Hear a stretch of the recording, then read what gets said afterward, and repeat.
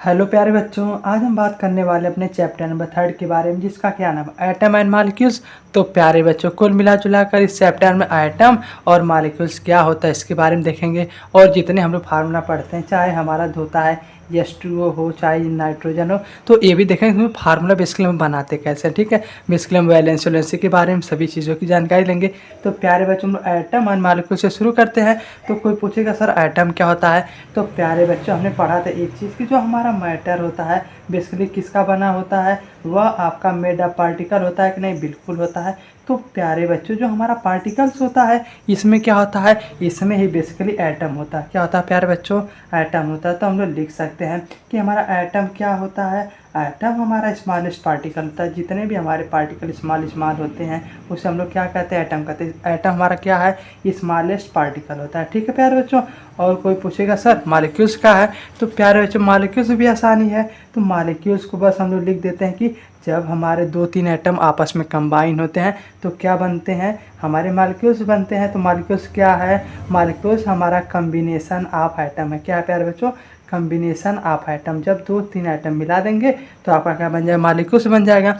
जैसे एटम का एग्जांपल हम लोग मान लेते हैं, एक आपका हाइड्रोजन का एटम है और किसका, नाइट्रोजन का एक एटम है। ठीक है, इसी प्रकार ऑक्सीजन का हुआ, फ्लोरीन कार्बन, इस तरीके जितने भी हमारे एटम हुआ किस कैटेगरी में आएंगे, एटम में आएंगे। जैसे मान लेते हैं कि हमारे एक नाइट्रोजन का पार्टिकल है, तो हम लोग क्या कहेंगे, नाइट्रोजन एटम। ठीक है। अब प्यारे मॉलिक्यूल्स क्या होता है, जब प्यारे बच्चों हम लोग 2 एटम मिला दे, मान लेते एक नाइट्रोजन का एटम हमने एक ले लिया और दूसरा एक नाइट्रोजन का एटम मिला दिया, तो ये हमारा क्या बन जाएगा, N2 बन जाएगा, जो बेसिकली हमारा गैस होती है। उसी तरह जो हमारे एटमॉस्फेयर में ऑक्सीजन गैस होती है, उसका एक आइटम हमने ले लिया, ऑक्सीजन का एटम ले लिया और दूसरा एक ऑक्सीजन का एटम ले लिया, दोनों मिला लिया तो हमारी O2 गैस हो जाएगी। अब समझ में आया कि हमारा एटम क्या होता है और क्या प्यारे बच्चों मॉलिक्यूल्स क्या होता है। बस सिंपल में याद रखना कि एटम हमारा स्मॉलेस्ट पार्टिकल होता है और मॉलिक्यूल्स हमारा क्या होता है, कम्बिनेशन ऑफ एटम होता है। ठीक है। अब हम बात कर लेते हैं प्यारे बच्चों हमारा सिंबल ऑफ एटम के बारे में। तो जब हम बात करेंगे प्यारे बच्चों सिंबल ऑफ एटम के बारे में, तो ये तो बहुत आसान है।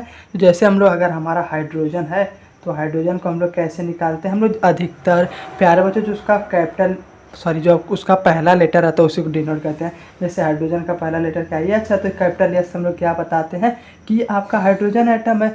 ठीक है। लेकिन प्यारे बच्चों पुराने समय में हम लोग कभी सर्कल बना के डॉट लिख देते थे, उसी प्रकार या तो उसका नाम लिख देते थे। लेकिन अभी वाला हमारा सिस्टम ख़त्म हो गया है। हमारा नया सिस्टम है कि या तो प्यारे बच्चों उसके लैटिन वर्ड से लेंगे या तो प्यारे बच्चों उसका पहला वर्ड लेंगे। उसी प्रकार जैसे प्यारे बच्चों आपका सोडियम होता है, तो सोडियम का प्यारे बच्चों होता है Na होता है। देखिए हम लोग बहुत सारे फार्मूला आपको रटने की ज़रूरत नहीं है, केवल प्यारे बच्चों आप लोग 1 से लेकर 20 तक एटॉमिक नंबर जितना होता है ना, उतना याद कर लेंगे तो आपको सारी चीज़ें आराम से याद जाएगी। ठीक है। तो पहला हम लोग सिंबल देख लें कि हाइड्रोजन का हो गया, सोडियम का आपका प्यारे बच्चों हो गया। उसी प्रकार हमारा प्यारे बच्चों आयरन का क्या होता है, आयरन का हमारा Fe होता है। यही हमारे क्या है, सिंबल हैं। तो सिंबल 2 बेसिस पर होता है, कौन कौन, पहला तो उसका प्यारे बच्चों पहला ही लेटर हम लोग ले लेते हैं, या तो प्यारे बच्चों या तो उसका हम लोग लैटिन लेते हैं। ठीक है। देखिए सब में रटने की ज़रूरत नहीं है, धीरे धीरे हम लोग प्रैक्टिस करेंगे, सारा सिंबल आप लोग को याद जाएगा।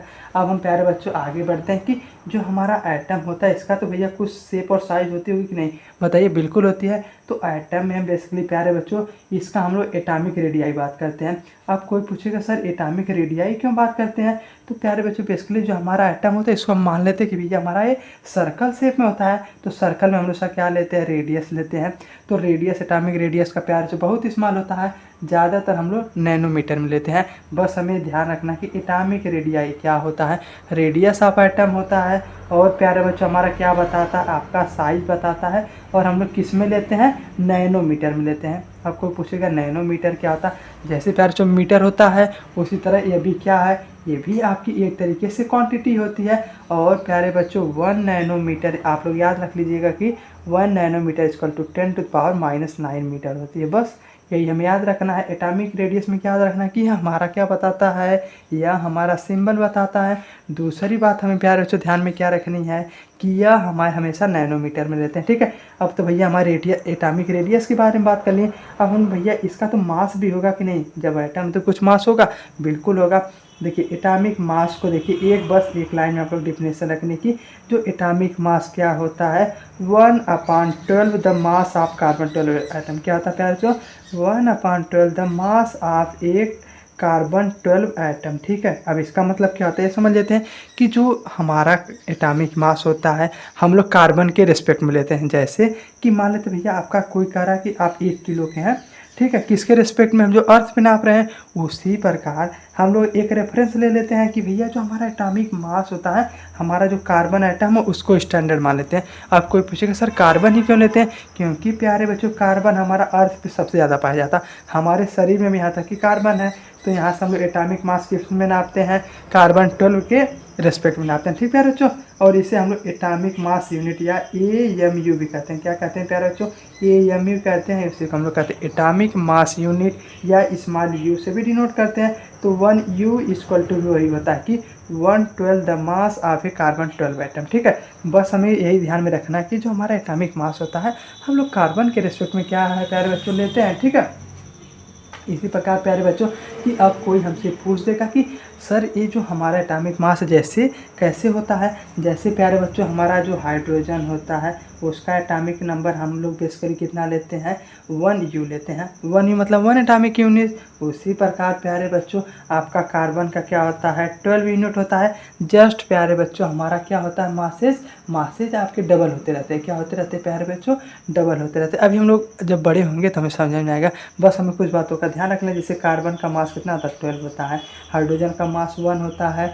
इसी प्रकार प्यारे जो हम लोग 1 से लेके 20 तक वाला याद करेंगे टेबल में, पीरियड टेबल में, तो बस हम लोग डबल करते जाएंगे। ठीक है, जैसे हमारा कार्बन का एटॉमिक नंबर कितना होता है, एटॉमिक नंबर 6 होता है, उसका मास 12 होता है। देखिए इसका एक सिंबॉलिक रिप्रेजेंटेशन हम लोग सीख लेते हैं। जैसे अगर मान लें कोई भी एलिमेंट मान लेते ए लेते हैं, तो इसके नीचे हम लोग हमेशा क्या लिखेंगे, इसके नीचे हम लोग उसका एटॉमिक नंबर लिखेंगे। क्या लिखेंगे, नीचे एटॉमिक नंबर लिखेंगे, और ऊपर प्यारे बच्चों एटॉमिक मास लिखेंगे। क्या प्यारे बच्चों, ऊपर हम लोग एटॉमिक मास लिखेंगे, नीचे हम लोग क्या लिखेंगे, एटॉमिक नंबर। जैसे मान लेते हैं वही देखिए कार्बन के समझते हैं, जैसे कार्बन का एटॉमिक नंबर कितना होता है 6 होता है, मास कितना होता है 12 होता है। उसी प्रकार सोडियम का आप लोग लिख के बताइए कितना होता है, सोडियम का मास प्यारे बच्चों 11 होता है, उसका सॉरी मैंने उल्टा बोल दिया, सोडियम का एटॉमिक नंबर 11 होता है, उसका मास आपका 23 होता है, एक ज़्यादा होता है। ये सब क्या है, ये सब प्यारे बच्चों हमारे एक एक्सेप्शन है। ठीक है, इसे हमें नहीं देखना, बस हमें याद रख लेना है। ठीक है, ये सब हमारी चीज़ें डिराइव्ड है। तो देखिए एटम के बारे में इतना हमें बात क्लियर हो गई। अब चलिए हम लोग कुछ बात कर लेते हैं मॉलिक्यूल्स के बारे में। तो देखिए मॉलिक्यूल्स के बारे में हम लोग डिस्कस करते हैं कि बस मॉलिक्यूल्स के बारे में यहाँ क्या ध्यान रखना है, जो हमारा मॉलिक्यूल्स होता है 2 एटम मिलते हैं, यानी एक नाइट्रोजन का एटम इधर है, एक नाइट्रोजन का प्यारे बच्चों एटम इधर है, दोनों आपस में मिलकर क्या बनाते हैं, दोनों आपस में मिलकर N2 बनाते हैं। यही क्या हो गया, यही फार्मूला हो गया। उसी प्रकार कोई कहेगा और सर क्या 2 ही एलिमेंट में, नहीं 3 भी एलिमेंट में से। जैसे हमारा H2O क्या होता है, H2O हमारा किसका फार्मूला है, वाटर का फार्मूला। तो इसमें बेसिकली हमारा 2 हाइड्रोजन के एटम यहाँ पर है, ठीक है, एक हाइड्रोजन का एटम यहाँ पर, एक हाइड्रोजन का एटम यहाँ पर है, और प्यारे बच्चों हमारा बेसिकली एक ऑक्सीजन एटम इसी से जुड़ गया, तो यह हमारा क्या बन गया, यह हमारा H2O बन गया। तो बस हमें इसी तरह समझना है। उसी प्रकार CO2 का आप बना के ट्राई करिए, बहुत आसान है। एक हमारा ऑक्सीजन का एटम यहाँ पर है, हमारा बीच में हम कार्बन ले लेते हैं, और प्यारे बच्चों बगल में क्या ऑक्सीजन ले लेते हैं, यह किसका हो गया, यह CO2 का हो गया। तो हमारे प्यारे बच्चों ये सब क्या है, ये सब हमारे कौन से फार्मूले हैं, ये सब हमारे केमिकल फार्मूले हैं।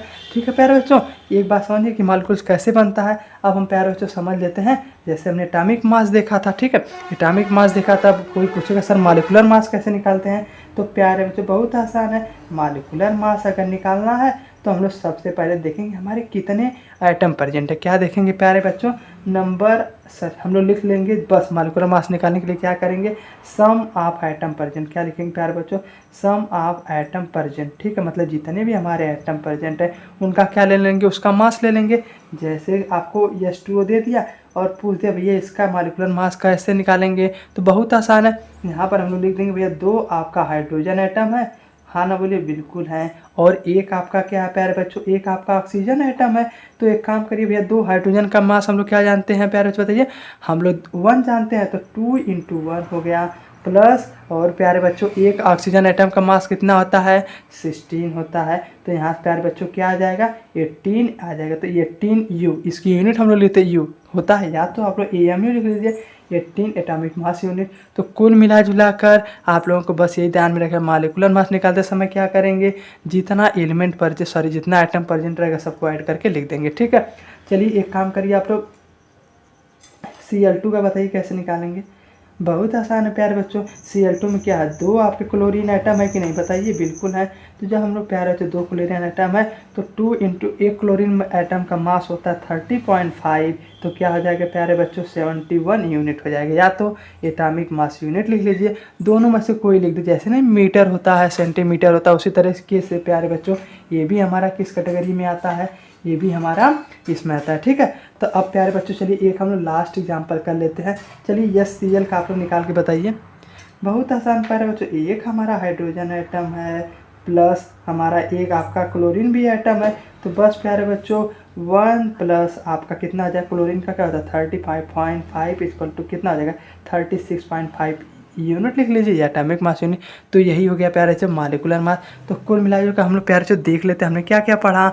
हमने देखिए प्यारे जो सबसे पहले पढ़ा कि हमारा एटम क्या होता है। तो हमने जाने भाई एटम जो हमारा बेसिकली पार्टिकल का एक सब पार्ट है। जैसे हम लोग का मैटर होता था किसका बना है, पार्टिकल का। तो पार्टिकल किसका बना है प्यारे बच्चों, एटम का। उसी प्रकार जो हमारा एटम होता है स्मॉलेस्ट पार्टिकल होता है। मॉलिक्यूल्स क्या होता है, जब हम ढेर सारे अपने एटम को मिला देते हैं तो हमारा मॉलिक्यूल्स बन जाता है। उसी प्रकार प्यारे जब हमने सिंबल देखा कि भैया या तो सिंबल दो तरीके से रिप्रेजेंट कर सकते हैं, या तो प्यारे बच्चों आप फर्स्ट वर्ड ले लीजिए, या तो प्यारे बच्चों आप लैटिन वर्ड उससे हम लोग बनाते हैं। लेकिन इसे हमें बनाने की ज़रूरत नहीं है, बस हमें थोड़ा याद कर लेना, मेमोराइज। ठीक है, बस हम लोग जितना क्वेश्चन करते जाएंगे हमें समझ में आते जाएगा। फिर प्यारे जो देख हमने एटॉमिक रेडियस के बारे में बात की। भैया एटॉमिक रेडियस क्या होता है, बेसिकली हमारा जो एटम होता है रेडियस जितना होगा उसे हम लोग क्या कहेंगे, एटॉमिक रेडियस कहेंगे। और हम लोग प्यारे इसको किस में लेते हैं, इसको हम लोग नैनोमीटर में लेते हैं। जैसे हमारा मीटर होता है उसी प्रकार एक नैनोमीटर एक छोटी क्वांटिटी है, और 1 नैनोमीटर इसको तो हमें क्या ध्यान रखना है कि 10⁻⁹ मीटर होता है। ठीक प्यारे बच्चों, अब हमने बात की एटॉमिक मास। तो एटॉमिक मास जैसे हमारा किलोग्राम होता है उसी तरीके से एटॉमिक मास क्या होता है कि यह आपका 1/12 द कार्बन एटम से रिलेट करके कहते हैं। ठीक है, यह मान सकते हैं एक रिलेटिव मास है। क्या है प्यारे बच्चों, रिलेटिव मास है। ठीक है, उसके बाद प्यारे बच्चों हमने EMU, इसकी यूनिट क्या होती है, इसकी यूनिट हमने पढ़ी। या तो प्यारे बच्चों EMU होती है, ठीक है, या तो आप स्मॉल u से डिनोट करते हैं, वो भी बात सेम ही है। उसके बाद प्यारे बच्चों हमने मॉलिक्यूल्स के बारे में डिस्कस किया। मॉलिक्यूल्स क्या है, जब हमारे कई एटम कंबाइन होते हैं हमारा मॉलिक्यूल्स बन जाता है।